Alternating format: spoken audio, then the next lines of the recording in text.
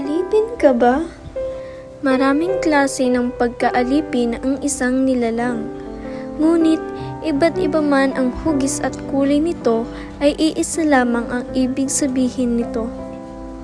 Kung saan ang bawat isa ay nagiging alipin sa kapangyarihan ng isang bagay o tao.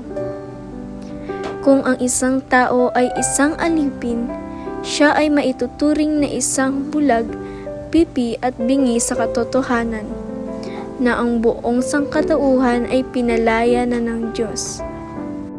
Nasusulat sa Exodus chapter 14 verse 14, ipaglalaban ka ng Diyos. Kailangan nyo lamang ay manahimik, kaya naman kapatid, kung gusto mong makawala sa pagiging alipin ay ipagkatiwala mo sa Diyos ang katuparan sa pagiging isang malaya.